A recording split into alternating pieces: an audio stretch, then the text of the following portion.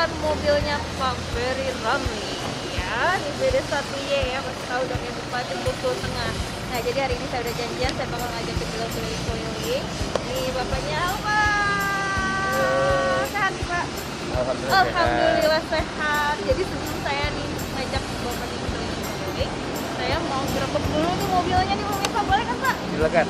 Bapak kan sebenarnya ada aktivitas hari ini pemirsa, tapi saya mau sabotase. Jadi saya yang bakal nyupirin bapak kalau apa ya Pak ya. Kita lihat yuk mobil yang mana nih? Betul deh.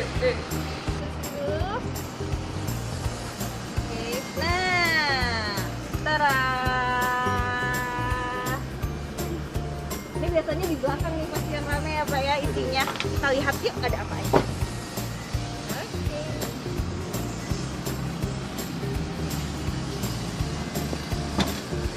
Nah.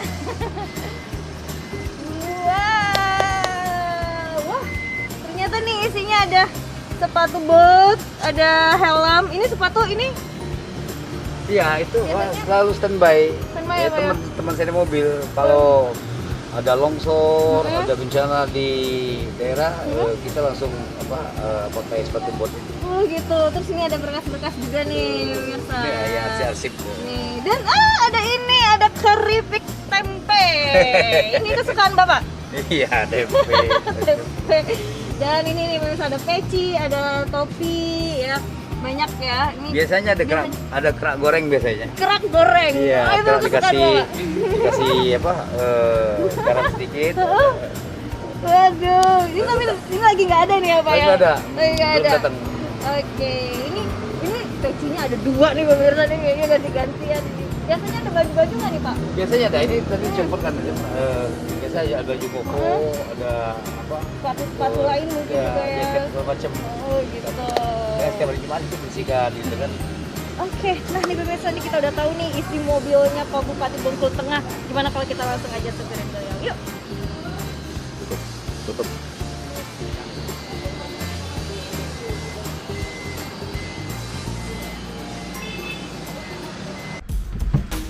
Oke, pemirsa. Ups. Iya. Nah, akhirnya saya bisa nyempirin Pak Bupati Bengkulu Tengah nih pemirsa. Soalnya Bapak nih jadwalnya gila sibuk banget ya Pak ya. Padat. Padat. Jangan lupa pakai safety belt nih Pak. Hidupnya ini astagfirullahaladzim, saya grogi Pak.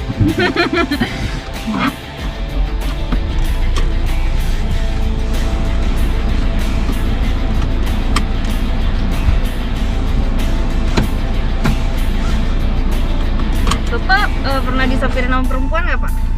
Saya belum, biasa saya nyepirin. Oke, bismillahirrahmanirrahim ya Pak ya.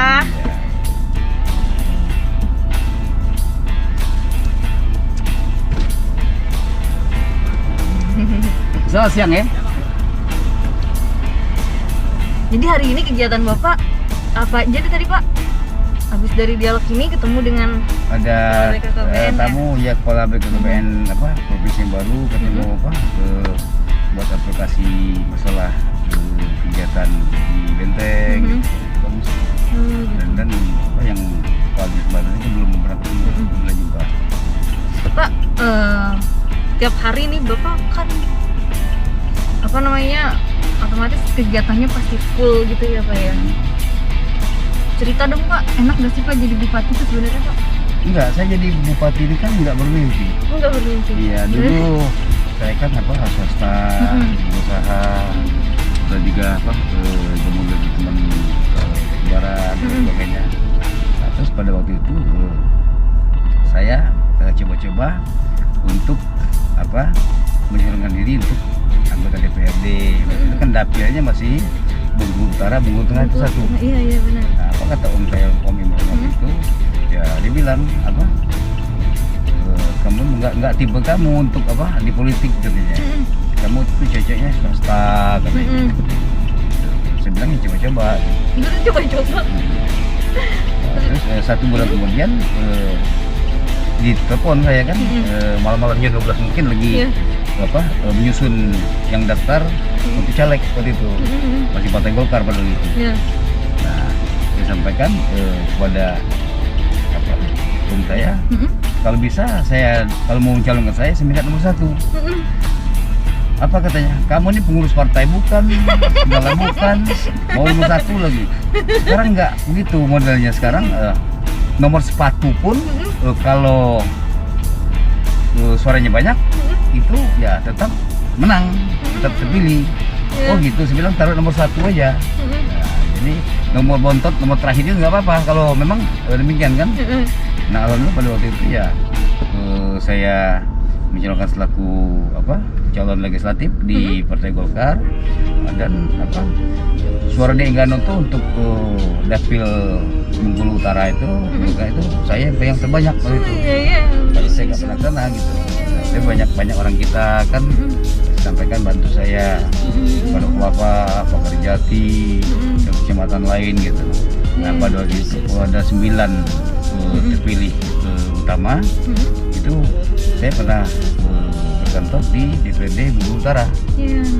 Sekian bulan kemudian baru balik ke Bengkulu Tengah. Ya, karena pembongkaran itu ya. Ya, balik Bengkulu Tengah ya saya langsung dipilih selaku ketua DPRD Bengkulu Tengah. Ditunjuk oleh partai juga karena suara kita Paling banyak. yang terbanyak pada waktu itu.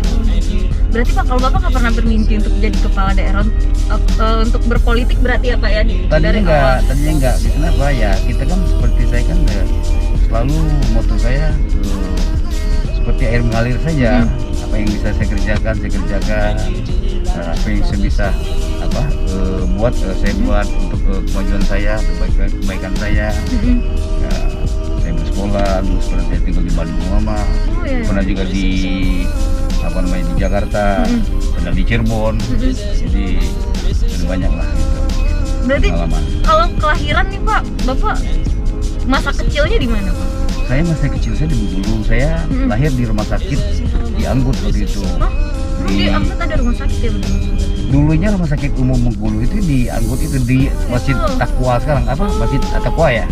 Ya itu rumah sakit umum Bengkulu dulu. Tahun berapa ini Pak? Itu tahun Oktober 64. 64. Oh, berarti Bapak nih umurnya udah tua. Tapi nggak kelihatan Pak. Masa sih? Iya.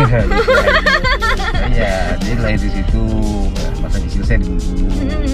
Rumah orang tua saya itu di Sukamerindu. Sekarang itu Jalan Sumatera namanya. Iya. Sumatera di pinggir jalan raya itu rumah orang tua saya. Gitu. Berarti kalau dulu Bapak nggak pernah cita-cita pengen jadi ya politikus ataupun juga kepala daerah, berarti dulu masih kecil Bapak cita-citanya apa Pak?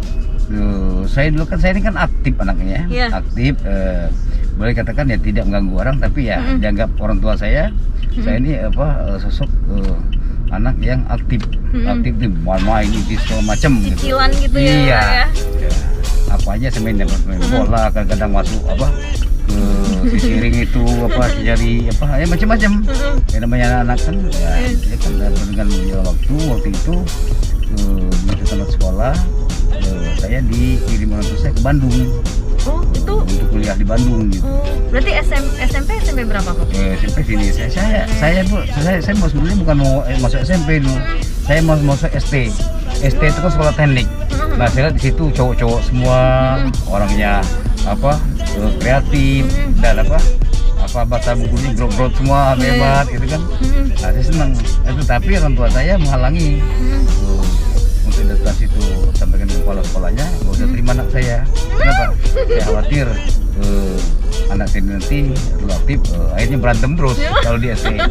Nah makanya saya dimasukkan ke SMP Muhammadiyah. Nah di Kampung Bali? Betul, bukan di Kebun Roso itu. Oh, di Kebun Roso. Nah kenapa saya dimasukkan ke Muhammadiyah? Menurut orang tua saya di situ ada belajar agamanya lebih kuat gitu. Nah maka saya pintar azan kalau di masjid kalau saya jumatan atau apa sih ya memang saya dulu waktu SMP saya pernah dapat juara 3 seprovinsi diadakan oleh Kanwil Kemenak Provinsi Bengkulu. Waktu kantor itu kantornya masih sekarang masih juga di dekat Masjid Keramat itu yang di Pasar Minggu. Di situ saya ditumpah. Ternyata betul apa yang diharapkan ayah saya itu ya itulah fondasi kita untuk masa tua kita. Jadi kita tidak kaku menghadapi apapun. Kita harus sholat, kita harus ngaji, kita harus azan, apapun ya kita jalankan gitu. Tapi kalau saya di ST ya belum tentu saya bisa azan segala macam. Makanya orang bingung kan, kok bupati bisa azan gitu. Memang dari kecil saya biasa ikut ayah saya ke masjid, itu kan di Simpang Sukamerindu itu kan udah dekat depan lampu merah itu. Nah, disuruh azan, suruh mengaji, suruh sholat bareng berjamaah, ikut terus sama ayah saya. Karena seniornya bapak, jadi abang pokoknya ikut ayah gitu ya, Pak ya. Biasanya kalau anak cowok ikut ibu, ya, enggak juga ya? Sama ibu juga deket, sama ayah juga deket gitu kan. Berarti Pak, kalau misalnya tadinya awalnya Bapak tuh pengen masuknya ke sekolah teknik gitu, emang waktu itu Bapak pengen jadi apa sih Pak?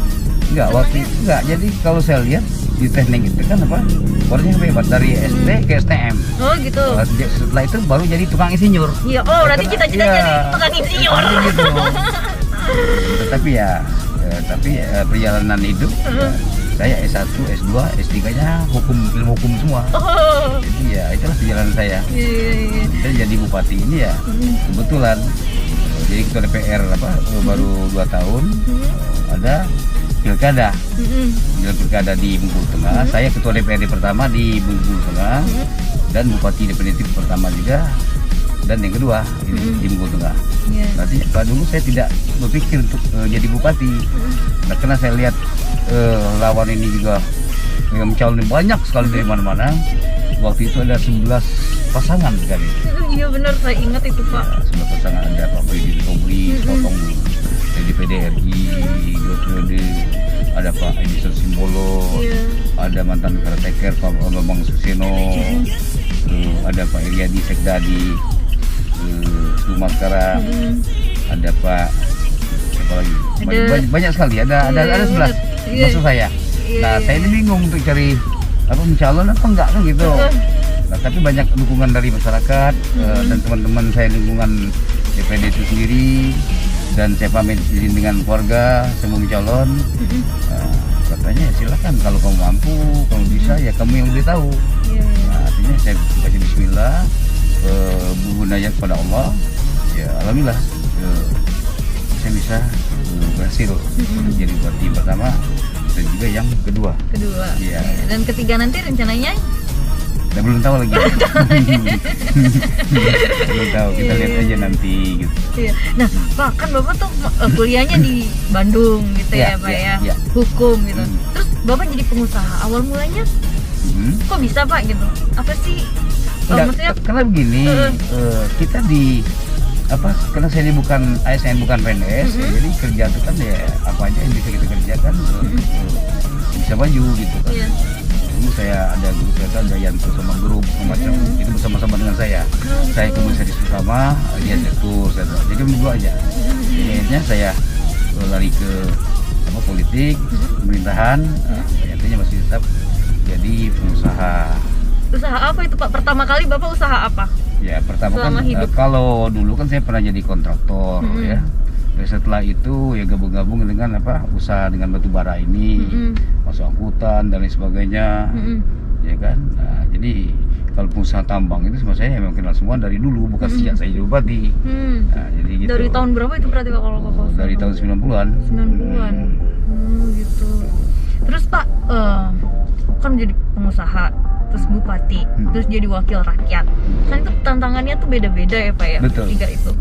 Yang satu kalau misalnya wakil rakyat ya menjaring aspirasi rakyat, dengerin keluhan masyarakat gitu kan Pak. Kalau jadi bupati pun kadang dikritik sama masyarakat gitu. Iya kan Pak? Betul. Nah, di antara tiga ini Bapak paling enak jadi apa? Karena semua sudah saya lalui, semuanya enak ya. Semua saya nikmati. Kenapa? Nah, kita di jabatan politis ini ya tinggal kitanya. Saya begitu jadi ketua DPRD waktu itu di Bogor. Nah, yang saya niatkan, karena saya kampanye kemana-mana, keliling, jalan-jalan, listrik banyak belum masuk, keterbatasan fasilitas dan sarana yang lain. Nah, begitu saya jadi ketua DPRD, saya usulkan untuk memekarkan desa. Dulu masih 6 kecamatan waktu itu. Kecamatan Pondok Kelapa, Kecamatan Pantang 3, Kecamatan Talampat, Karangtinggi, dan Tapananjung. Satu lagi apa ya? Pekerjati.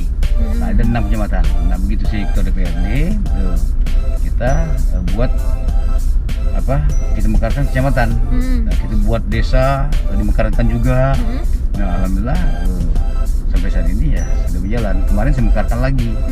Jadi sekarang menjadi 11 kecamatan dan 142 desa dan 1 kelurahan. Nah, ini juga saya mau buat kelurahan-kelurahan lagi. Nanti kelurahan tinggi, kecamatan tinggi, kelurahan Talampat, dan kelurahan Pondok Kelapa. Nah, itu pun tidak mengganggu poldesanya. Nah, tadinya poldesa keberatan kalau saya buat kelurahan. Nah, tapi tidak mengganggu. Kenapa? Mereka nanti kelurahan punya anggaran sendiri, gitu kan? Ada lurahnya. Wah, berarti itu menunjukkan kalau Bengkulu Tengah ini makin berkembang ya Pak ya. Kalau ya berarti kan masyarakatnya makin banyak. Amin. Gitu ya Pak ya. Amin. Di Bengkulu Tengah. Kenapa? Memang berat tantangan saya di Bengkulu Tengah ini ya tentunya ya. Iya, karena kan dari awal Bapak bersama-sama dengan masyarakat. Saya ini membangun rimba. Membangun rimba belantara. Itu apa? Pusat perkantoran kita ada di Desa Rengas Manik, Kecamatan Karangtinggi. Kalau dari jalan raya itu memang tidak kelihatan. Nah, itu di situ pusat perkantoran. Dan juga jalan-jalan mulai dari Pasar Pedati Pondok Kelapa itu sampai ke Sekayun Bang Haji itu dulu nggak ada jalan. Ada jalan tapi jalannya rusak sekali. Iya, saya terus tidak bisa dilewati oleh mobil atau mobil besar. Kenapa? Di situ dulu ada jembatan gantung. Jadi alat berat nggak bisa masuk, mobil truk nggak bisa masuk, jadi material juga nggak bisa masuk. Nah, begitu saya jadi bupati, ya saya paksakan mau tidak mau, karena kesulitan saya waktu itu calon dulu saya lihat betul jalan-jalan amburadul segala macam, pater semua. Kalau kita bawa mobil, nah, itu saya bangun dan saya bangun. Alhamdulillah jembatan besar sudah jadi dan apa jalan-jalan sudah ada dan listrik sudah masuk semua. Iya benar. Nah, perkantoran ya juga kantor-kantor OPD, kantor dinas juga kita bangun. Nah, waktu saya jadi bupati itu bantuan dari pemerintah pusat untuk pembangunan perkantoran, kantor bupati, ke kantor dinas dan juga rumah-rumah dinas itu tidak ada bantuan dari Bangda lagi atau dari pemerintah pusat, Kementerian Dalam Negeri bagian pembangunan. Nah, waktu zaman pemekaran Seluma, Lebong, Kaur, Muko-Muko dan Payang, itu mereka masih dapat bantuan itu. Maka mereka bantuan dari pusat. Nah, kalau kita dana APBD yang kita bangun, gitu jadi seperti itu nggak ada lagi.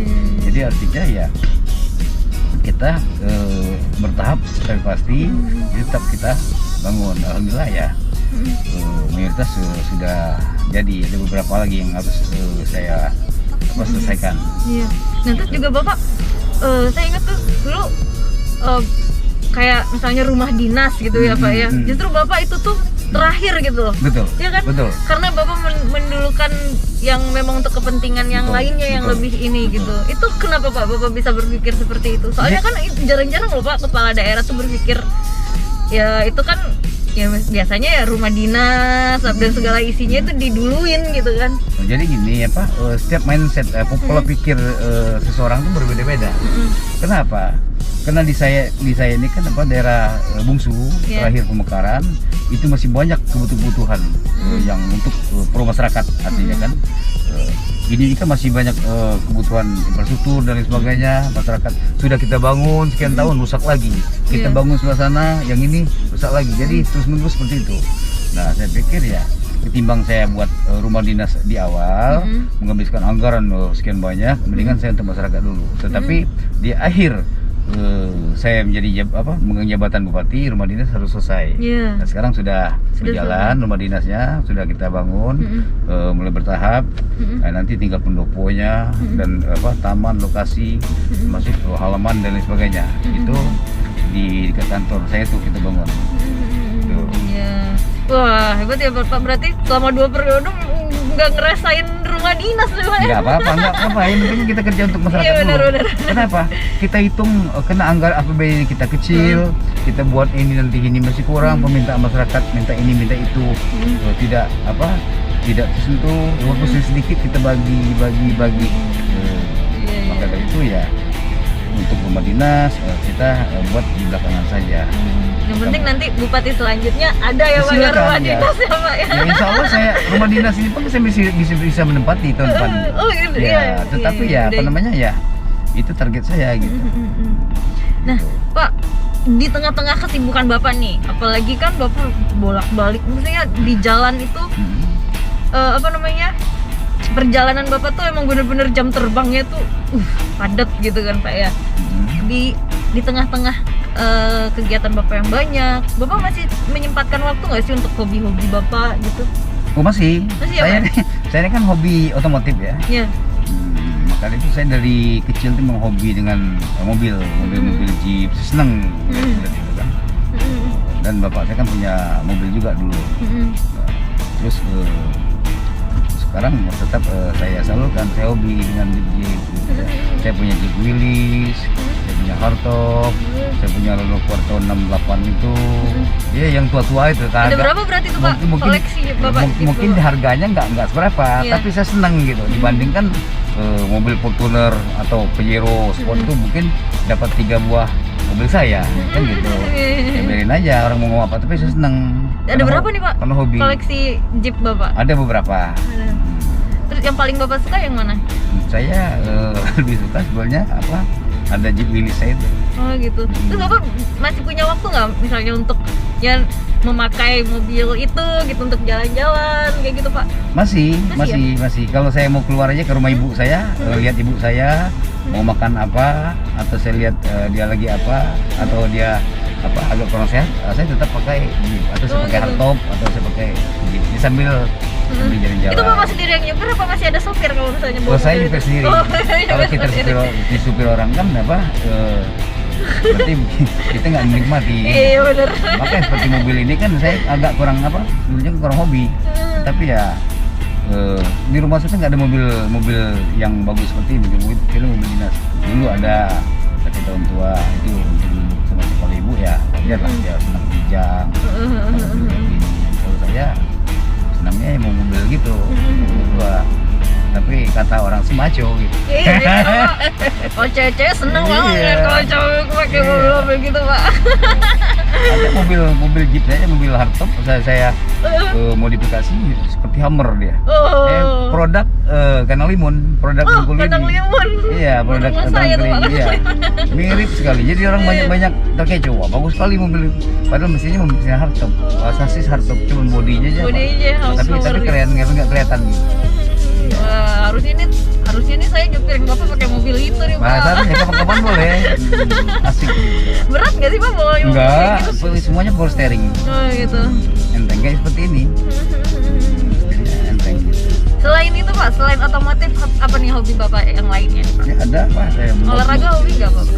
motor trail juga ada. Motor trail. Trail juga seneng Pak. Kadang motor sepeda. Olahraga ya, paling jalan pagi. Iya.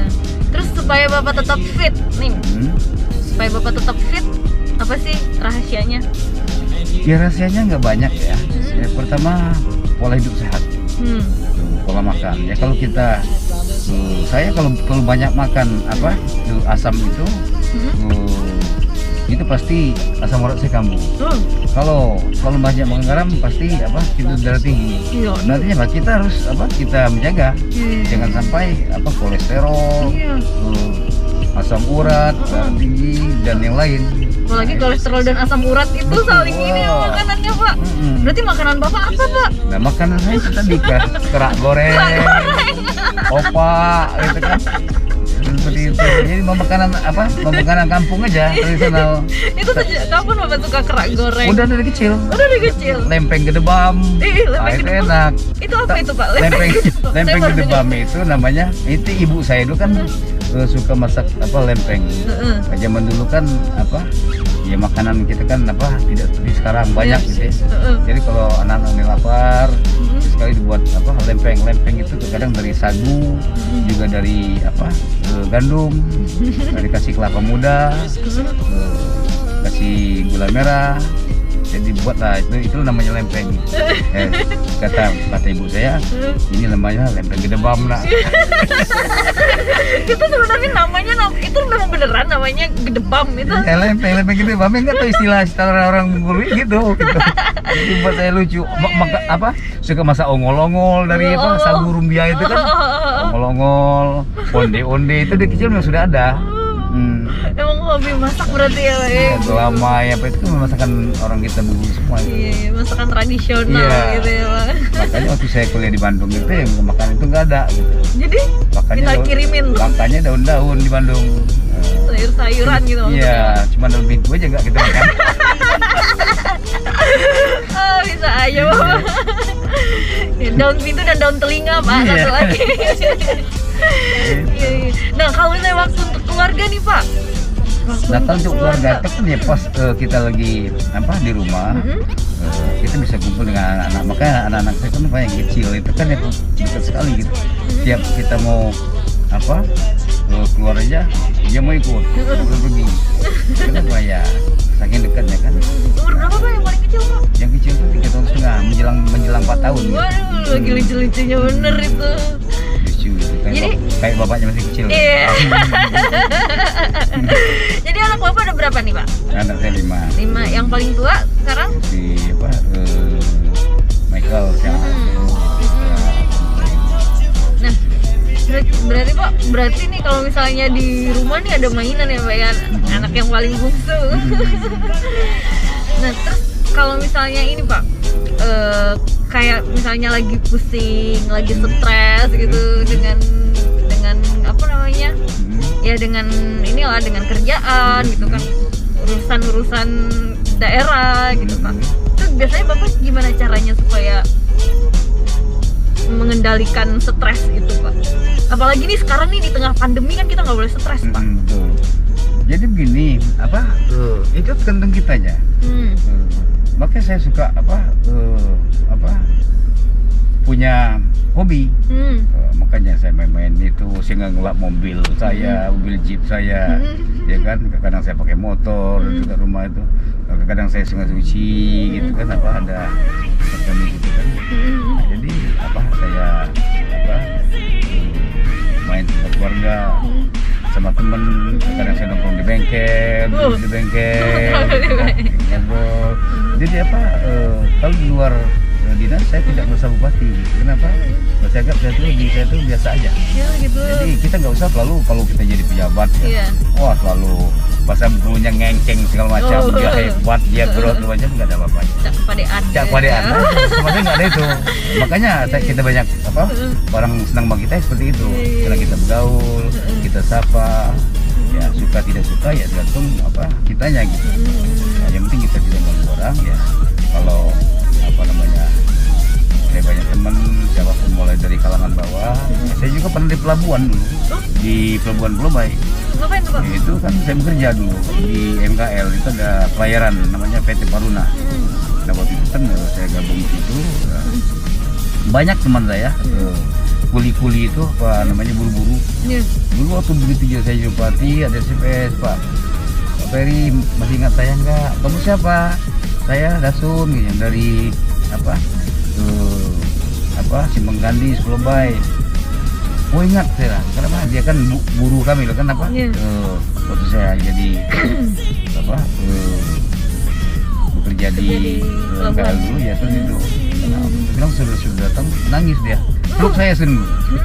Peluk itu ya kan.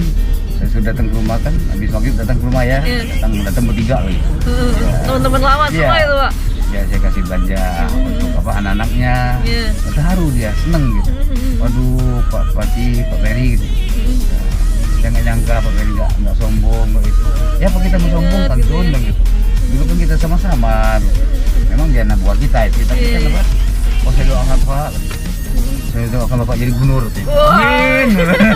Dulu sih, udah beberapa tahun yang lalu gitu. Ya, waktu saya jadi bupati pertama yang periode pertama itu. Wah, kalau Bapak jadi gubernur berarti ke ini ya Pak ya doanya. Doa teman Bapak. Iya, itu kabulkan. enggak, kalau itu kan namanya kan ya sambil guyon, Iya, sambil itu kan iya. ya, itu kan doa orang orang seperti itu kan. Ya, itu kita jadi untuk menghilangkan stres itu nggak usah terlalu Terus terlalu dipikirin benar begitu ya. dan dunia ini nggak bisa kita sendiri bisa mikir tanpa bantuan dari orang-orang banyak, masyarakat, keluarga dan lain sebagainya. Jadi nggak usah lo kita pikirkan. Iya. Kalau Bapak butuh komunikasi apa unek-unek disampaikan. Saya kalau di kantor ya pas rapat, memimpin rapat apa yang sampaikan saya sampaikan. Yang malas yang harus mereka kerjakan. Nah kalau saya seperti ini kalian harus cepat. Jangan sampai pilotnya ini mau cepat, kalian lamban di belakang, kita ketinggalan. Iya. Itu saya nggak mau. Bapak pernah marah-marah nggak Pak kalau misalnya di kantor? Bapak ini kan marahnya kan bukan tipe marah, Bapak ini kan penyayang. Wah. Berarti jarang marah. Iya, ya sesekali marah juga sih Iya. kalau nggak memang Kalau misalnya ada yang salah gitu Pak, misalnya bapak gimana? wajib kita tegur, seperti ini ya. Dia juga maklum. Iya. Ya, kalau kita pindahkan juga ya mereka harus sadar gitu Harus bahwa legowo. kekurangan dia gitu. Gitu. Saya jadi bupati kan kita mau maju. Kenapa? Kemajuan itu bukan dengan bupatinya, Iya. tapi dengan staf-staf Bener. di bawah ini. OPD Iya. sesuai membidangi. Nah Iya, kalau itu iya. maju berarti kepala daerahnya dapat nama. Tapi Iya. kalau mereka jongkok, ya itulah kita nilainya di bawah. Iya. Nah ini saya kejar terus. Menurut saya WTP terus waktu itu. Nah begitu saya pergantian waktu saya pilkada kampanye itu kan ada bupati caretaker. Nah, jadi kan tatanan yang ada pindah-pindah ya rusak gitu. Tapi insya Allah ke depan ini kita berjuang terus akan mendapat nilai yang lebih baik lagi kalau bisa opini WTP itu saya harapkan. Amin. TGR mereka harus bayar staf itu yang bersangkutan. Jadi kita aset-aset juga harus beraturan dan juga apa yang kita kerjakan itu betul dicapai sesuai dengan kemampuan daerah gitu. Bisa saja kita bangun cepat ke macam, tapi kan kita kan keterbatasan anggaran. Iya. Nah itu apalagi sekarang untuk tahun ini kita banyak dipangkas anggaran untuk karena pandemi ini Pak, fokus pandemi COVID-19 ini. Iya. Nah ini Pak, pas lagi masa-masa kayak begini gitu Pak, masa-masa pandemi begini lebih maksudnya aktivitas, kegiatan gitu jadi lebih gimana nih Pak? Maksudnya lebih berbeda gitu kan? Nah jadi begini, kalau untuk masa pandemi ini ya kita batasin pekerjaannya. Nah termasuk SOP kesehatan itu harus ditaati, dipatuhi. Iya. SOP gugus tugas COVID-19 ini juga harus mereka jalankan. Nah, harus disiplin diri, terus harus sering cuci tangan, pakai masker, dan juga harus kalau bisa berolahraga. Kita nggak tahu wabah ini kan kemana-mana, karena nggak kelihatan gitu. Saya sampaikan kepada staf saya, ya silakan kalian kerja, yang bisa kerjakan di kantor silakan, yang dari rumah juga bisa kerjakan di rumah. Tetapi apa yang kita butuhkan, kita inginkan itu semuanya berjalan dengan baik, sesuai dengan arahan dari pemerintah pusat. Bapak kalau di rumah cerewet nggak Pak dengan protokol kesehatan ini? Enggak, kita Sama orang-orang di rumah gitu, misalnya dengan keluarga gitu. Jangan lupa cuci tangan misalnya. selalu dari mana nih ganti baju gitu. Itu kan ya bukan tugas saya aja, itu tugas anak saya juga udah paham, udah menyadari Oh itu. udah sadar, udah ini ya udah terbiasa ya Iya. Pak ya. Cuma yang lucunya pas lebaran ini gitu kan. Iya, gimana nih Pak? Memang ini pengalaman kita selama saya hidup gitu ya. Baru ini kita dibatasi pertemuan, sholat Id juga ada yang di rumah gitu kan masing-masing. Jadi seperti itulah kita ikut anjuran dari pemerintah. Kenapa? Ini juga menjaga keamanan kita, kebersihan kita, jangan sampai terjangkit wabah, terpapar virus corona ini gitu kan. Nah kalau kita betul kita patuhi ya mudah-mudahan mata rantai COVID ini atau virus ini terputus. Maka kita harus jaga jarak 1 meter sampai 2 meter gitu kan. Nah, biasanya kita bersalaman, ya kan, bersentuhan. Jadi juga kita hindarkan, kurangi. kita nggak tahu. Misalnya anak kita sendiri kita tahu dia habis kita mandikan, habis kita Iya. bersama ya salah. Iya. Tapi kalau orang ini kita nggak tahu. Bukan berarti apa kita tidak mau bersalaman secara fisik, tetapi kondisi. Iya. Ya kita nggak tahu. Siapa tahu mereka yang bawa penyakit. Siapa tahu kita juga ada yang lengket di kita. Kita nggak tahu. Iya, iya. Berarti Pak kemarin Lebaran kan nggak ada open house Enggak gitu ada, ya, Pak, ya? enggak ada open house. Memang kita tiadakan. Kenapa? Apa kita cukup apa himbauan saja. Makanya melalui media televisi, terus apa media cetak, juga melalui WA dan sebagainya. Ya seperti itu. Pak, Bapak pernah hidup susah nggak sih Pak? Wah pernah. Pernah ya, Pak, ya? Iya. Saya nggak pernah nggak punya uang loh di Bandung waktu saya kuliah. Waduh, saya menahan lapar. Nah, jadi lucunya itu karena saya ini pinter gitar, jadi anak PRT itu kan kumpul itu saya main gitar, mereka ngumpul datang. Nah mereka datang itu apa akhirnya apa kita Satu putaran aja. ya kita diajaknya makan katanya orang ngaliwet yuk kan. Ngaliwet artinya masak nasi santan. Wah kita sambil bunyi gitaran mereka masak matang kita makan. Terus alhamdulillah saya lagi nggak punya uang uang habis anak kos, tapi ya karena kita bergaul lingkungan sekitar jadi kita nggak kesulitan untuk makan. Dan juga pernah juga tuh apa di Dago, saya kan tinggal di Dago dulu di Juanda dekat pasar Simpang itu. Nah itu kalau apa malam-malam itu ada bubur kacang, bubur ayam, roti bakar. Itu setiap apa yang berdagang itu semuanya kenal sama saya dan sudah saya cicipi semua. Malam ini saya utangi sini, besok malamnya saya utangi lagi. Lah karena menunggu apa duit saya belum nyampe dari ayah. Nah besok malamnya karena kita malu besok pindah lagi sini. Nah begitu ada kiriman saya bayar. Nah begitu saya jadi pengusaha waktu itu kan saya datang. Waduh hebat dia jadi bos ya enggak gitu. Pada tak mengajuk aja orang katanya. Maksudnya dulu ngebon sama saya katanya. Ya seperti itulah. Jadi hubungan emosional tuh akhirnya dekat gitu. Makanya banyak pedagang siapa. Saya kumpulkan teman-teman saya ajak reuni di Bandung, di sini. Jadi ya seperti itulah. Berarti bener ya Pak ya kalau kata orang tuh ya Pak ya. Iya. Kalau supaya orang tuh tidak lupa dengan kita utangin. Iya. Ya enggak juga. Kalau saya kebetulan aja jatah dikirim ayah waktu itu 50.000 Iya. satu bulan. Waktu itu zaman kan dulu kita- ya Pak ya. Nah 50.000 perak itu jatah untuk 1 bulan. Saya habiskan hanya 1 minggu. Kenapa? Di situ kan semua ada. Di Bandung waktu itu ya nggak seperti sekarang, dulu dingin sekali. Iya. Jadi kalau menjelang malam itu lapar lagi saya, makan lagi. Jadi boros gitu. Ya, ada sepatu, saya beli sepatu bagus, beli jeans yang bagus, kaos. Di Bandung kan namanya apa? Kota mode. Iya, Jadi bener. semua ada. Semua Setiap ada. bulan tuh apa berganti-ganti tuh. Ganti-ganti style. Memang hebat juga. Nah kata ayah saya, oh jangan itu, jangan terlalu boros. Ya ayah kayak gitu lah. Ya begitu aja. Kalau saya lagi apa kampus itu kan Iya. teman-teman kan banyak tuh. Iya. Kadang jalan, alun-alun, jalan Kepala Guna, Parayangan, terus ada juga Roxy itu kan, pada duduk santai. Gitu. Jadi enak loh pada waktu itu apa memang masa-masa indah bagi saya. Iya, Ya. justru itu jadi kenangan Tapi gitu ya, ya tapi Pak sayangnya ya. saya satu, makanya saya sadar begitu saya jadi ketua DPRD, jadi bupati, ayah saya tidak melihat saya.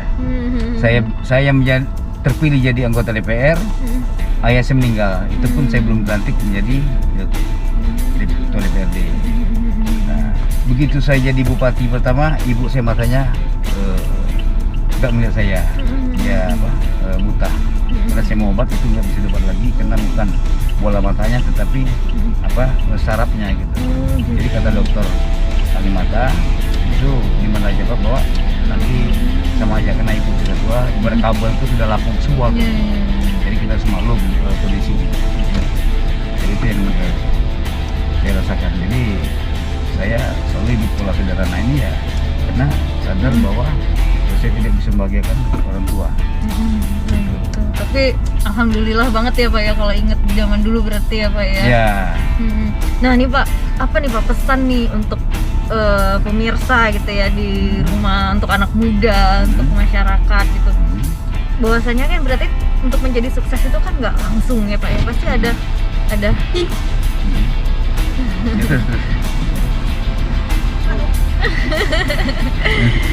pasti ada apa ya, ada yang harus kita lakukan, kita harus punya prinsip gitu. Apa nih Pak pesan Bapak nih untuk anak-anak muda, untuk pemirsa nih, supaya hidup ini kita bisa ya sukses gitu loh Pak? Ya sebetulnya sederhana ya, itu tinggal kitanya. Nah, maka dari itu ya kita berupaya bisa pergaulan juga yang bagus gitu ya. Kita nggak tahu nasib manusia itu, tidak bisa menentukan nasibnya, itu hanya Allah yang bisa menentukan, tetapi kita yang menjalankan ikhtiar.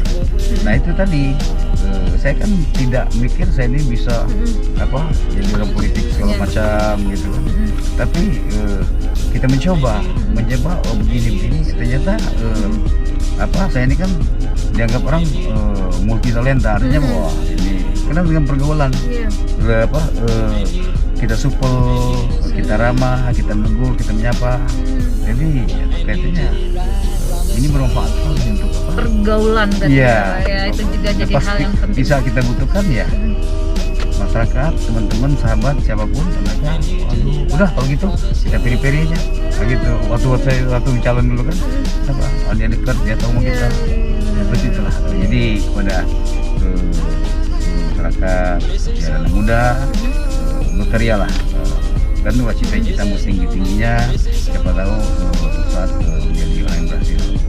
Jadi itu yang paling penting. Semangat. Tidak usah mulu, tidak usah ngoyo, apapun itu penemuan kita, ya kita itu kita anggap pengalaman, tetapi apa yang kita citakan itu harus kita gapai untuk berusaha kita depan.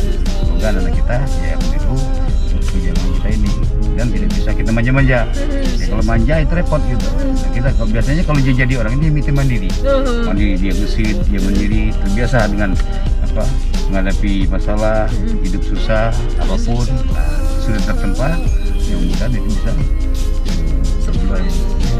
Kan setiap orang itu perjalanannya kan berbeda-beda.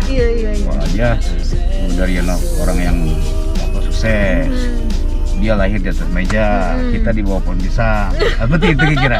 Tapi ya kita akui, kita sadar bahwa ya ini suatu keberhasilan yang patut kita syukuri.